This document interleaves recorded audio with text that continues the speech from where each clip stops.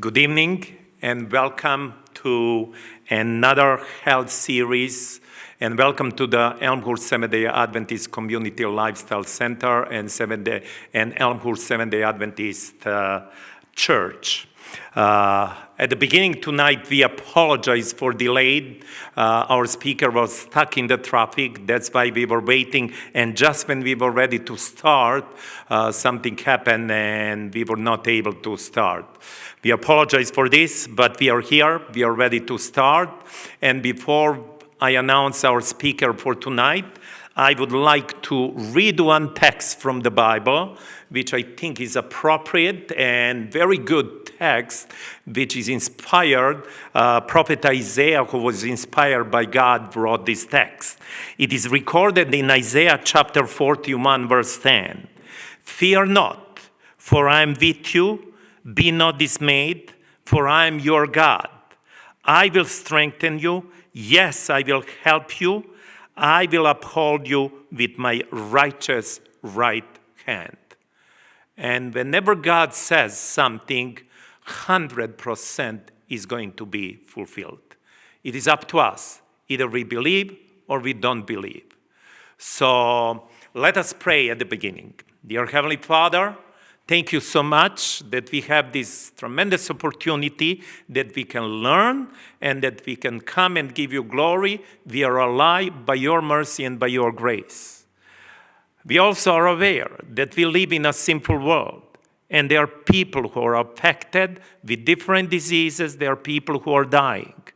But we also know that you promise that you will come back and the last enemy, which you call death, is going to be destroyed. We trust you, Lord, and we are waiting for that day. But while we are waiting, we want to live according to your design, and you made us wonderfully.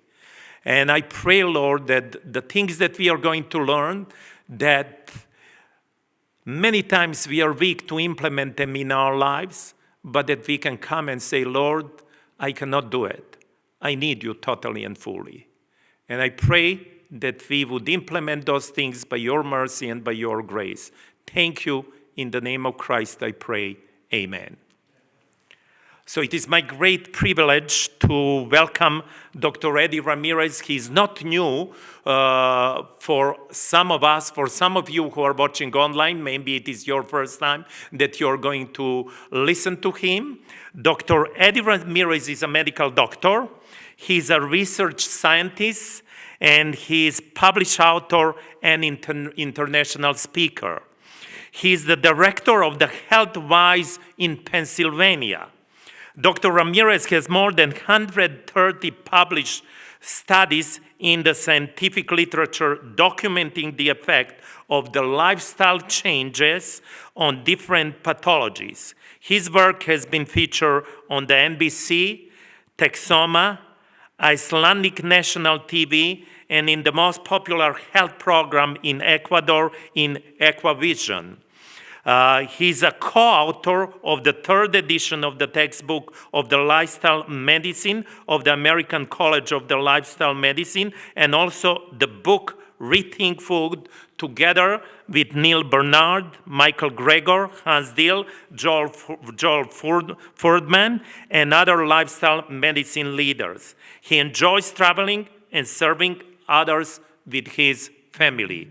And we are so glad that his family is also this time with him. I would like to remind you that for all the expenses, we are so glad that Dr. Ramirez was able to be with us for this weekend. All the expenses are paid by the Elmhurst Seventh-day Adventist Church Community Lifestyle Center, but for the traveling expenses. But to be able, that he would be able to continue to do what he is doing, I would like also to ask any of you, as you're leaving, there is a box there. If you would like to donate anything for him, we appreciate very much. I would repeat that at the end. Those of you who are online, you may also donate through the Elmhurst Seventh-day Adventist Church, and you can write for the Dr. Eddie Ramirez seminar. Thank you.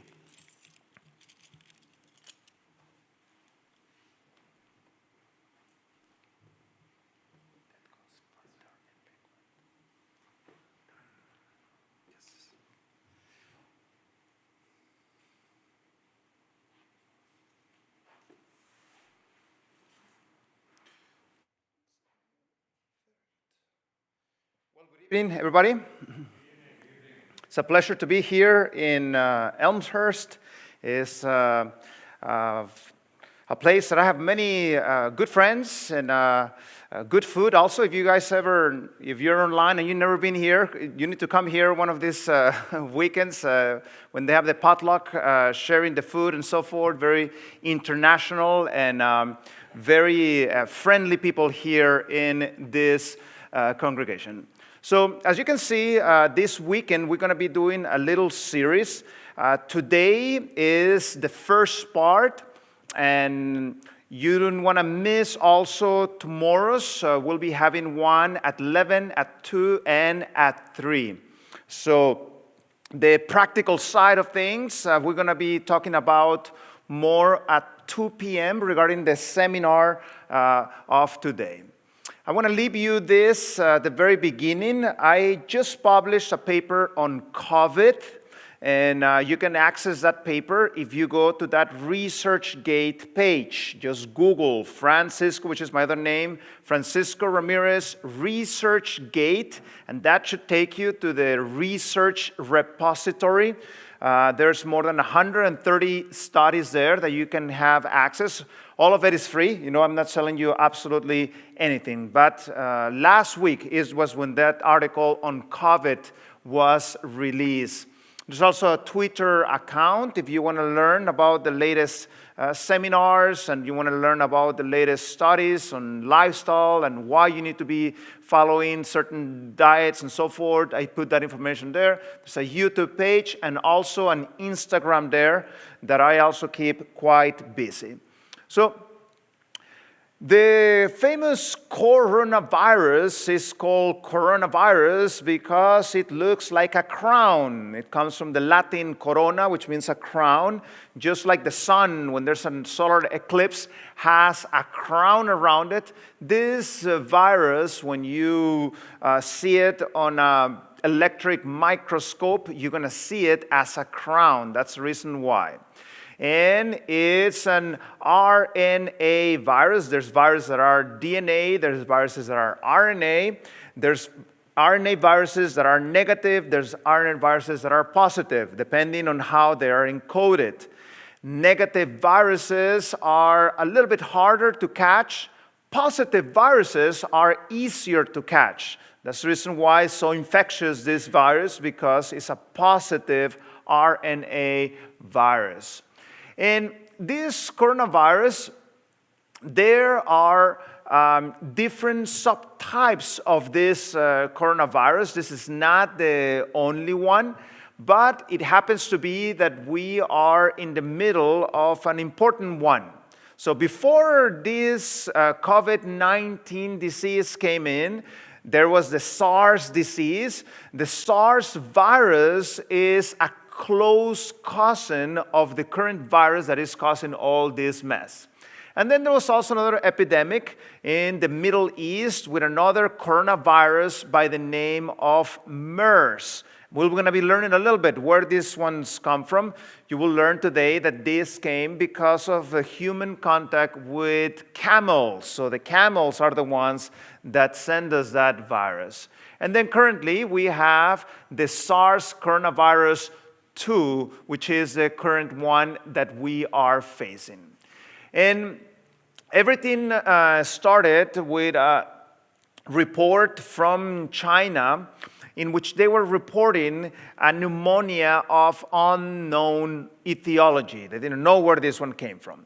Now, later research showed that it most probably was present a few months before. But this was the official documentation when it was published on major journals. After they studied that virus, they realized that this virus was related to other viruses that we just talked a minute ago, you know, the SARS and the MERS and so forth. And that's why they gave it the number 2, because there was something kind of similar that they had already seen. And COVID-19 is the name of the disease, and it means the coronavirus disease 2019. That's where COVID-19 comes from. And I know there's a lot of conspiracy theorists around on the internet, and they're going to tell you that the Wuhan laboratory, that they were experimenting and making this virus and blah, blah, blah. It is lies. It's not true.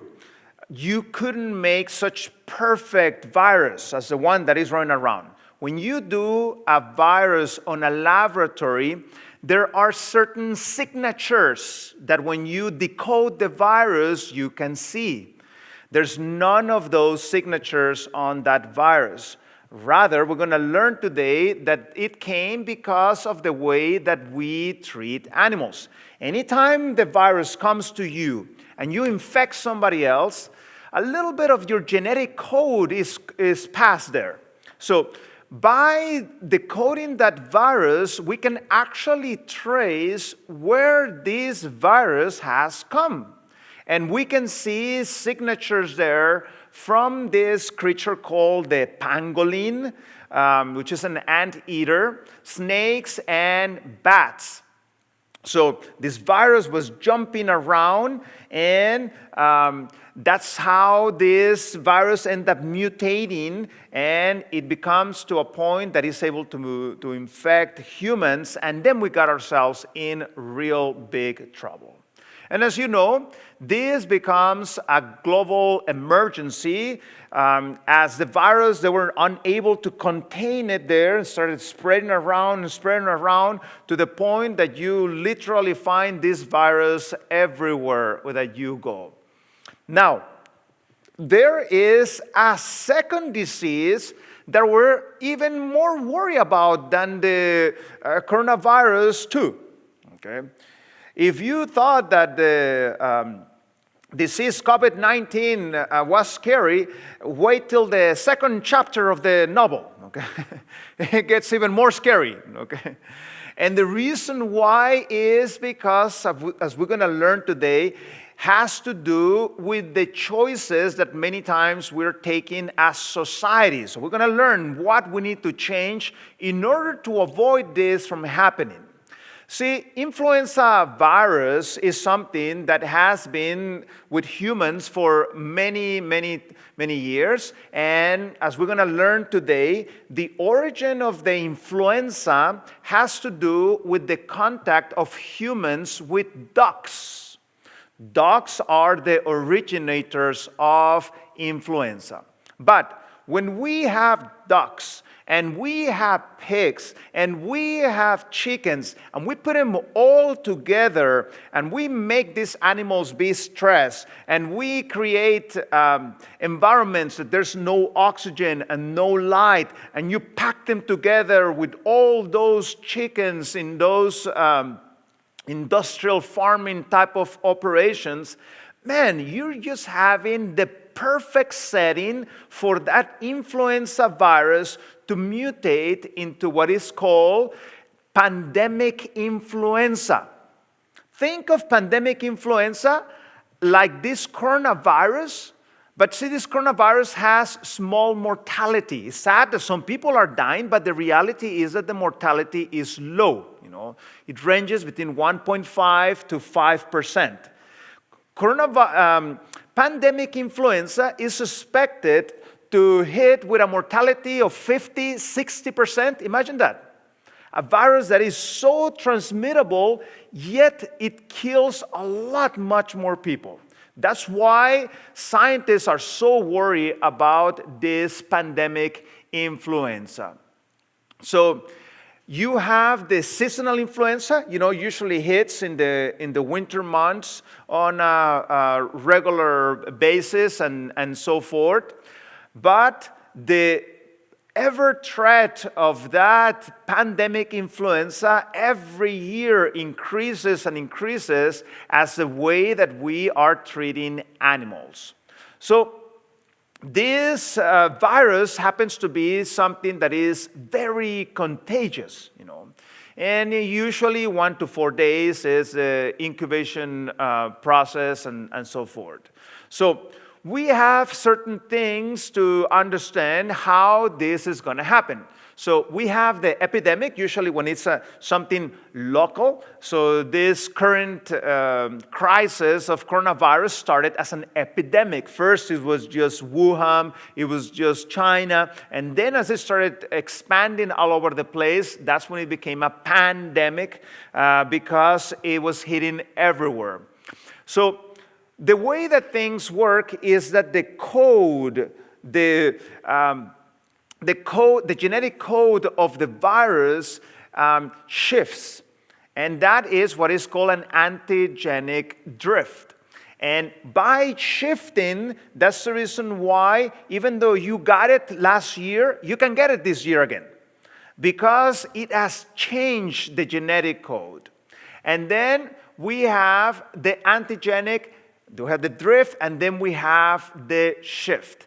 And the shift is when the change is so much, this is actually a new virus, complete new virus. So then the reason why the way that we are treating animals is not helping is that as we have these animals together with other types of animals, you have the pigs and you have the chickens and you have the ducks, it's easy for that virus to be shifting to the point that the genetic code is going to change so much that we're going to have that new type of virus. So you can go through the pigs, you can go through the chickens, and sadly, the end point is when that virus shifts in a way that will be affecting human beings. So the problem happens to be the tremendous possibility of contagious. So we have had some previous type of dangerous viruses, but not as dangerous as the one that we are expecting. And you may have heard about the ones that happen in Asia, the two big epidemics, and they call them by the classification, usually the numbers like the H5N1, H9N2, then the H7N7, and H5N1. The pattern is that these things happen in places that they had tremendous numbers of animals in one place. So our dietary choices impact this. Because the more people that are asking for chicken, for eggs, these encourage the businessmen to have this type of operations. And that keeps, that ticking bomb going and going and going. And sadly, it may happen sometime in the future. So you can see here, for example, this good summary of the different ways that this can be affected. So you have what is called the R0. That R0 is how many people on average will you infect if you have that particular virus. So please notice there, the very top one is the current one that we have. And then you have the case fatality. That's, how many people are expected to die from that. So you have there the COVID, but check the SARS, how it had a bigger R and how it had a bigger fatality rate. Check the fatality rate of the MERS, That happens to be, quite elevated. And you can see, for example, the HIV, it has an 80, it's quite high. So this is the group of diseases that are called the emerging infectious diseases. Okay? The emerging infectious diseases are the group of all these new types of diseases. It's not only viruses, but it can also be bacteria that we are facing as society. And one of them is that expected pandemic influenza. So One very, very famous new disease happened in 1981 when Ronald Reagan was a president. There is this report that the CDC puts out on a regular basis whenever there's some new disease and so forth. And back in 1981, it was reported that there was a new strange type of pneumonia that you usually didn't see around. And it happened to occur in the CDC report. They announced that among homosexual men in New York and Los Angeles. This was the origin of the AIDS. Okay? That was the very first report that is documenting the effects of that AIDS. And since then, 32 million people have died as a result of that new virus. And of course, certain sexual behavior increases the risk. But the question is, where did this virus actually came from? We're going to learn today about that. Now, that is not the only disease, HIV, but also Ebola, SARS, mad cows, where all these diseases are coming from and what can we do about it. So if we go back in time, there is something that is called medical anthropology, in which we are able to trace back where diseases come from. We would learn that in the old days, there was no measles, there was no smallpox, and even the common cold was not common. Nobody was getting sick of those things. And what we're going to learn today is that the origin of most of those diseases happen to be the contact of humans with animals. Okay? For example, the measles, the ones that you have to get your vaccination and so forth, it was a huge problem in the old days. A lot of people have died as a result of that. Where did it came from? The close contact of humans with cows and sheep are the origin of this. Again, when you are so close, it's easy for the virus to mutate and jump, and that's the way that this one came from. Smallpox, this one came from the close proximity of humans to camels.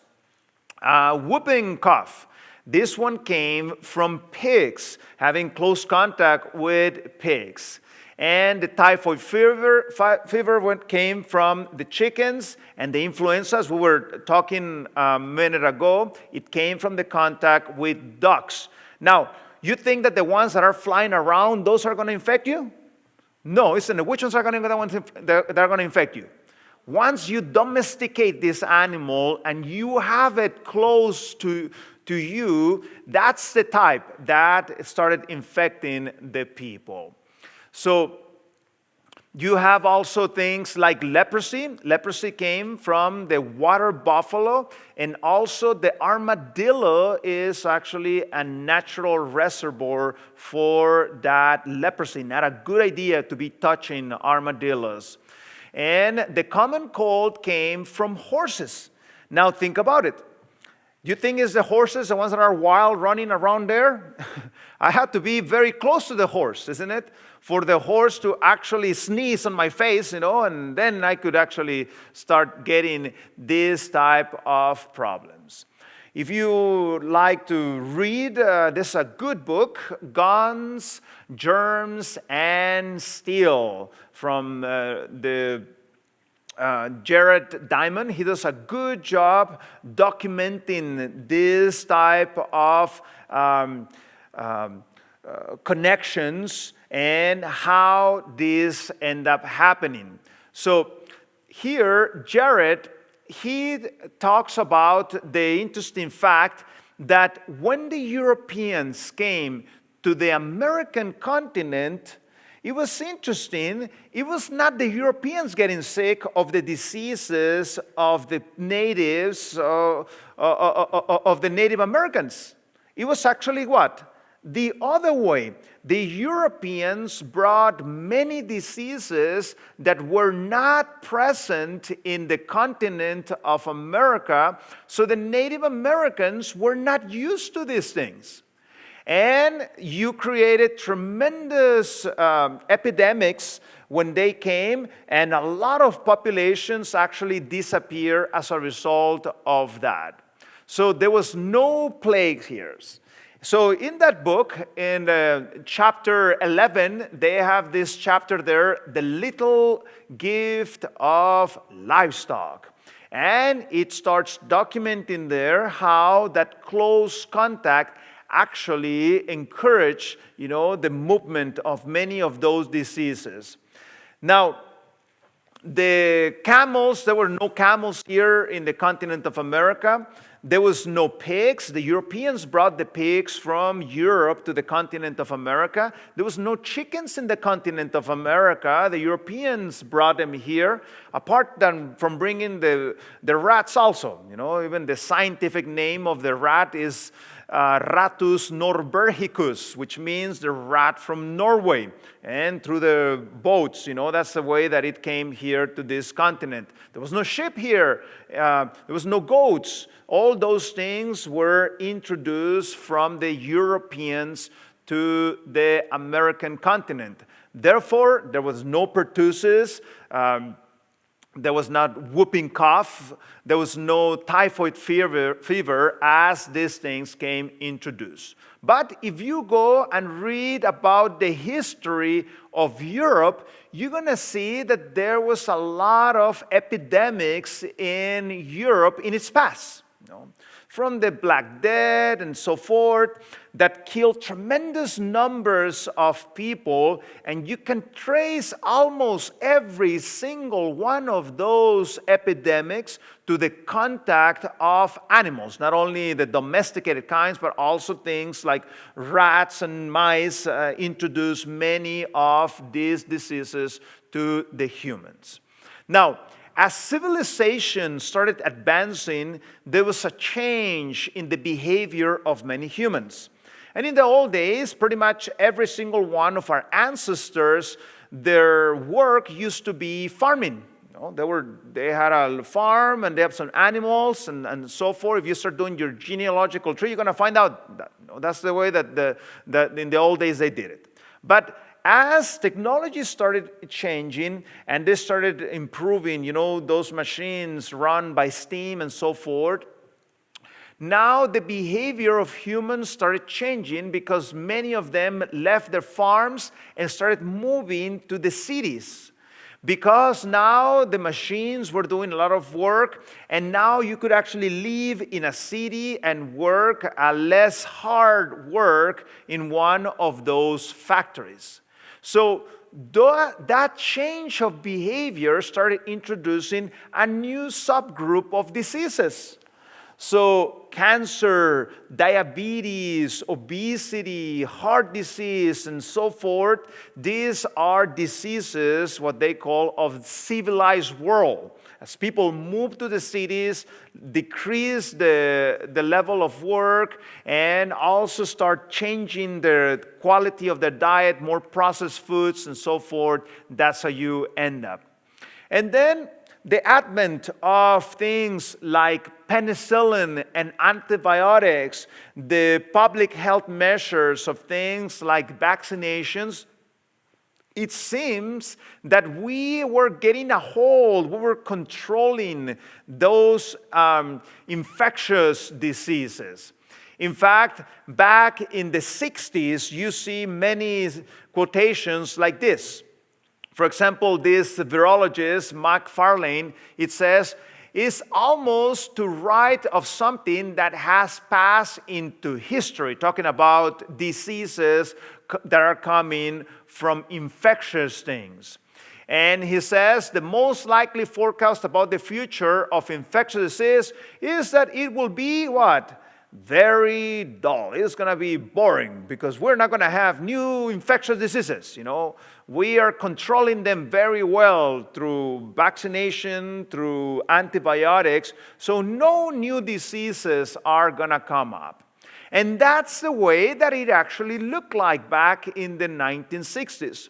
You can see here that they had tremendous numbers there of infectious diseases, and it started decreasing, and then it plateaued here. It looked like they were going to go away, but suddenly, in the late 60s, that's when these new emerging diseases started coming up and up and up and up and up. In today's world, we're actually close because of an emerging disease. So the prediction was actually not correct. It was going to continue coming up.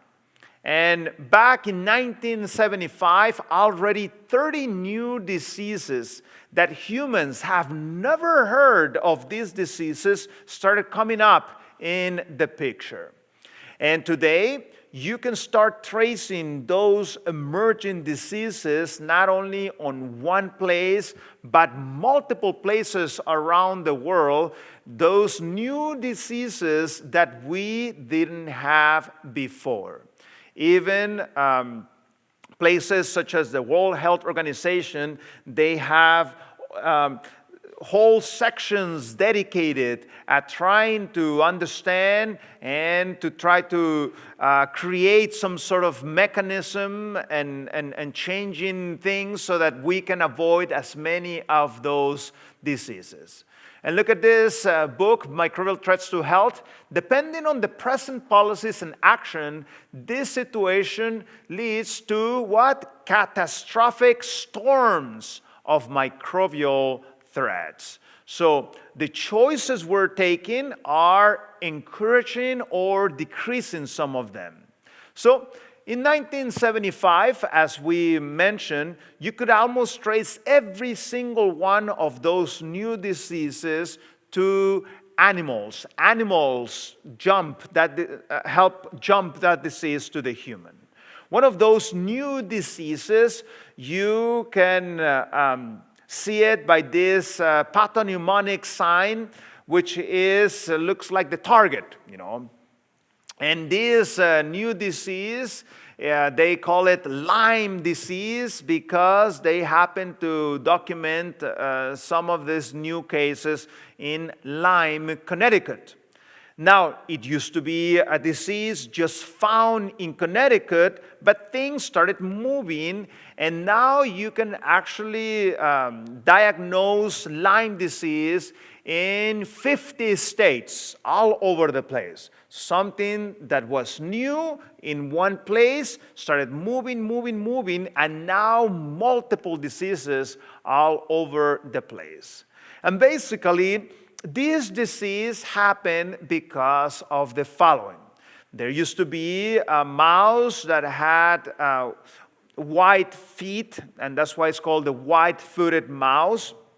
And this little insect would bite them, and then it would transmit this spirochete, and then the close contact also with the deer that infected the deer, and then the cycle used to be like that. But only animals used to have this disease. No human got it.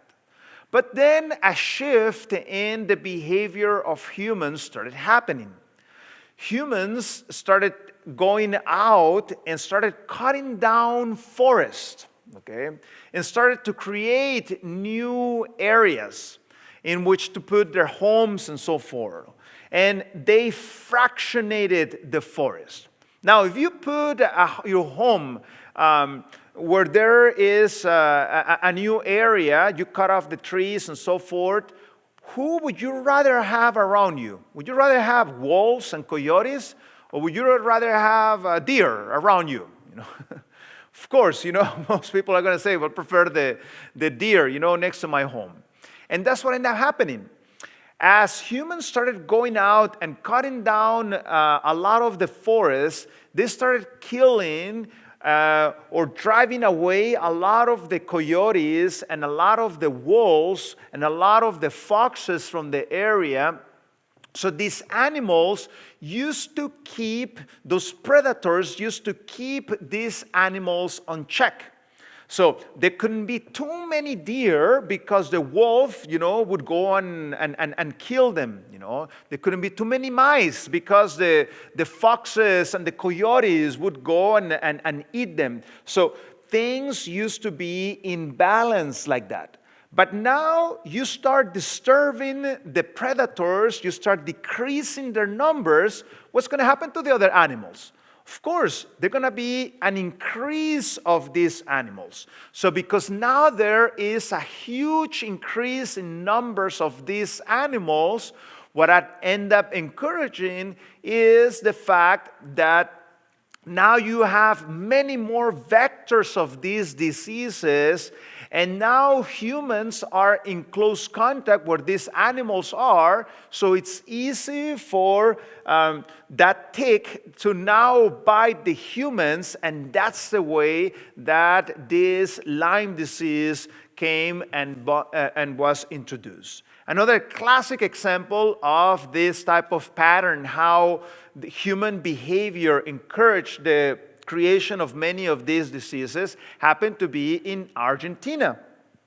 In Argentina, they realized that a lot of people were wanting meat. And here you have in Argentina, tremendous forest where you can put a lot of animals. So what they did, they started cutting down the forest and bringing animals there. And the tremendous numbers of animals encouraged the creation of many new diseases. In fact, if you go to South America, you would see all these new emerging viruses that didn't exist before. As the Argentina model, increased the wealth of the countries and so forth, the countries around them started copying the pattern. And now you have countries such as Uruguay, where they actually have, and Paraguay, they actually have more animals than humans there. Okay? Because of the cows and farming and so forth. In fact, the number one cause why the Amazon forest is destroyed is the consumption of meat worldwide. As more people ask for meat, the farmers are encouraged to go and destroy their forest and put cows and sheep and so forth. And that causes all kinds of implications to the environment. Another classic example of this happened also in Africa. As many business people realized that the African forest had tremendous resources regarding good quality wood, humans started going more inside and inside on those forests to cut down and to bring that type of wood. And just think about it. Here you are, you live in cities, and now you're going to go to one of these faraway forests to go and cut those trees. What are you going to eat? There's no plantation there of corn or anything. This is just a raw forest there. So what many of those people, those workers started finding for food was what they call the bush meat, okay? In which they kill all kinds of primates and monkeys and things in order to have them for food. And that's not good, because those animals have certain diseases that they used to have them by themselves. But now that we are eating them, now it's easy for those animal viruses and bacteria to jump into humans, and that is actually the start of the famous Ebola. Have you heard of Ebola? In which the person is actually bleeding through their eyes and different areas in their body, and it's a big killer. A lot of people will die if they contract the Ebola. So even sometimes the government would try to ban, bush meat. You're not allowed to sell this in the market. Still, under the table, as we say in Spanish, they would keep on selling this thing, So you just had the right price and they'll sell you this. So that's how Ebola started, from eating these animals that you're not supposed to. And the virus that caused AIDS, that's exactly how it was introduced to humans. This is Journal Science, one of the best journals in the world. We can read there from the magazine: direct exposure to animal blood and secretions as a result of hunting, butchering, or other activities such as consumption of uncooked contaminants in meat introduced the virus to the humans. Now, it didn't continue spreading like that. It happened to occur through sexual behavior, but it has caused a mess worldwide, that virus, especially in southern Africa. Tremendous disorder. There are whole villages there in which adults have disappeared. They have all died. And you have all these elderly people and these children. So the elderly are taking care of those children, and there's no adults, They all disappear because of that, and that causes all kinds of problems, and sadly, many of those children actually are carriers of that virus also. And the mortality, creeping and creeping and creeping up, all that happened because somebody wanted to eat some bush meat, and now we have more than 32 million that have died as a result of AIDS.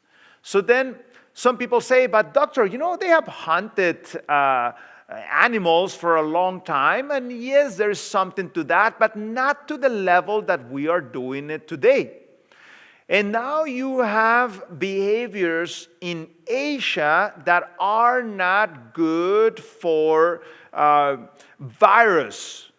You have all these exotic meats, different types of animals, now put together. These animals were not together in the past. One of them was in a certain forest and the other one was in another place. But now you put them together. You don't need the Russians in a viral laboratory to be making this virus. It's natural, it's common sense that this virus is going to jump from this animal to this other one, to this other one, and this other one as you put them together. These are called the wet markets. Now, this is not something that occurs only in China. I've been to actually most of the countries in Asia, from Hong Kong to Singapore to Indonesia, to Singapore and so forth. And you can find these wet markets in many places there. For example, this animal called the civet cat, in many countries in Asia, they like to drink supposedly the most best tasting and expensive coffee in the world. So what they do with this civet cat, they force feed this creature with the beans of the coffee, and then this animal poops this coffee, and then they make coffee out of that poo. Okay? Supposedly the best tasting coffee in the world. I have my opinion. I don't think that's a good idea to be drinking that.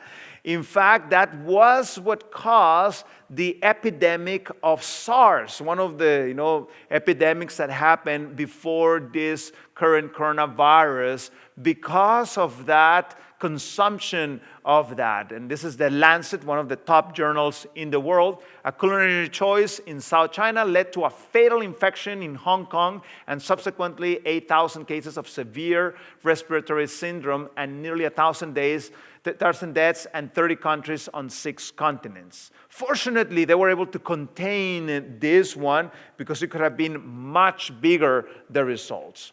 So as we're learning tonight, this happened because of the way that we are treating animals. And some people think when they go to the market to buy their chicken and so forth, that the chickens that they're buying are just like these ones, just running around in the sunlight and having a great time. That's not the place where your chicken came from. Most of the chickens that you buy in the marketplace came from this place. And think about it. Here you have all these chickens. No sunlight, no fresh air, all crowded, all stressed, no resting, well rested, giving them all these artificial foods, at least if they were given them some good diet. But no, and then you add them hormones and all these things. That is a bad recipe for disaster. Because these are perfect places for this virus to be jumping from one to the other, to the other, to the other, and end up contaminating and causing tremendous harm. So half of the chickens that lay the eggs are like this. They're like in literal gels. They cannot even run around or anything. So by buying those types of products, you actually encourage this type of behavior. You're telling this businessman, continue doing what you are doing. Some of those farms have 1 million chickens in one place. Is this going to be good? Of course it's not going to be good. This is where the pandemic influenza is going to come from. And the same story happens with other animals, such as pigs. Look at the way they treat these ones. You cannot even lay down comfortably. They don't want them to move too much because that makes the meat of the pig hard. And what did the consumer want? Soft, isn't it? Cuttable type of meat. So you put those animals there in tremendously inhumane positions, so that all McDonald's, that's not the farm where they came from. And these are just breeding grounds for disease as you have them all together. That is not good. And just in closing very briefly, that's where these new diseases came from. For example, Streptococcus suis, this is not a virus, but this is a bacteria, tremendously harmful. It goes to your brain, this type of disease, and it is tremendously deadly. If you catch this thing, and many of the antibiotics won't even work on you because we changed the way that things are. Or the Nipah virus. This one had a mortality of 40 to 70%. Imagine that. Think about it. As we mentioned, coronavirus, 1.5 to 5. Okay? This one, 40 to 70. That's a lot of people that could potentially die. In fact, even the authorities are worried that somebody may grab this thing as bioterrorism, You get this thing and spread it out all over the place. Imagine how many people could die as a result of that. And when you go and analyze where did these diseases came from, without these large, intensively managed pig farms in Malaysia, it would have been extremely difficult for this virus to emerge. So this is very well documented. When you're putting all those animals in one place, things are not going to end up very well. And not only that, your choices in food are actually increasing your risk of disease or decreasing it. This is a very interesting study. They had these people that were hospitalized, and they had these 105 people, and they took a sample of their feces, and they cultivated the bacteria that were there. Notice here, it was found out that the people that eat meat, pretty much every single one of them carry diseases that were resistant to antibiotics. So if you had a certain bacteria, you may have trouble giving an antibiotic for them because those bacteria are resistant. While if you compare to the ones that were vegetarian, notice how the growth of antibiotic-resistant bacteria was almost non-existent. So by changing the food that you eat, that's a way to protect yourself against this one. So in closing, let's put this in perspective. So SARS killed thousands of humans.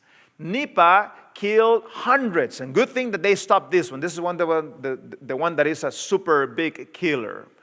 And Streptococcus suis killed thousands, and AIDS had killed millions. But that influenza, pandemic influenza, we expect to have a huge number of people to be affected. So we need to change the way that we are treating the animals. And most important step needs to be we need to stop eating them. Because by encouraging that behavior, we are encouraging many of these diseases. So what can we do about decreasing things? We need to make sure that our hygiene is good. We need to stop things like tobacco and alcohol, and we need to avoid contact with animals because this can increase the risk of disease. And I want to give you a promise. It's found in John 14:27. It says, "Peace I leave with you, my peace I give you. I do not give to you as the world gives. Do not let your hearts be troubled, and do not be afraid."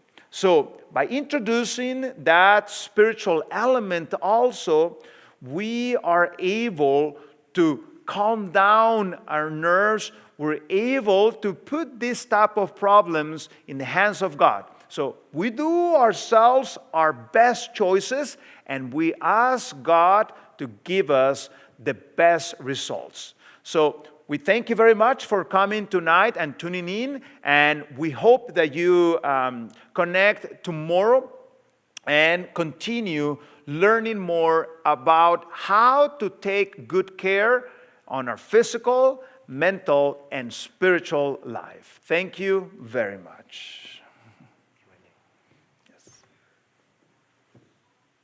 Thank you, Dr. Ramirez. We are going to have a few minutes, maybe 10, 15 minutes for questions and answers.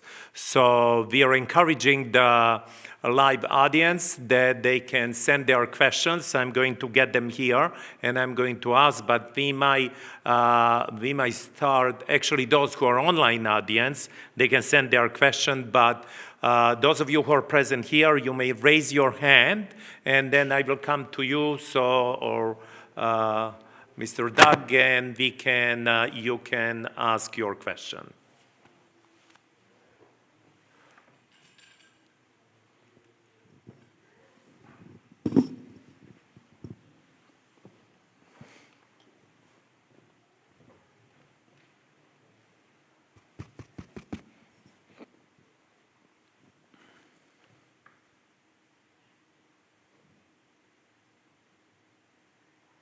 last row.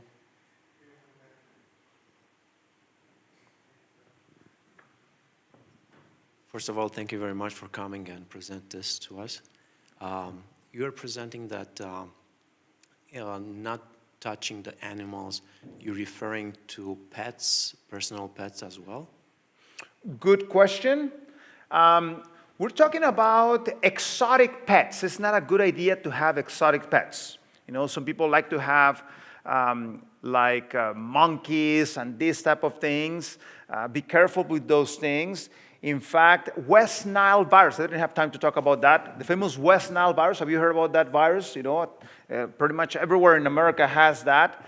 How did that one came from? Exotic pets. They had these exotic birds that they brought them illegally through New York. That's what they think, you know, that the airport of New York, that's what that they enter. And then when other birds came in contact with those exotic pets, they started catching that virus, and as they migrated, the normal birds that are here in America started spreading that West Nile virus all over the place.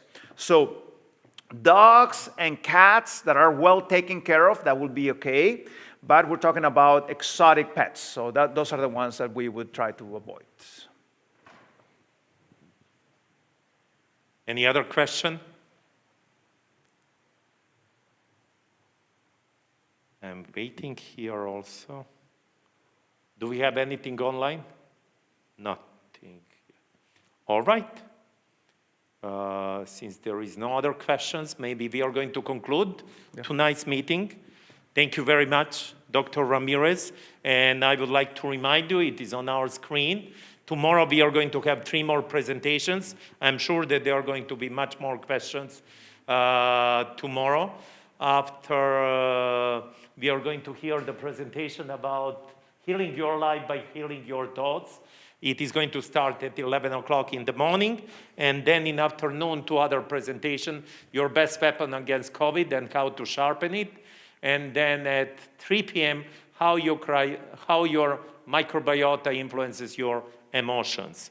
So please join us tomorrow. Have a good night, and may God bless you.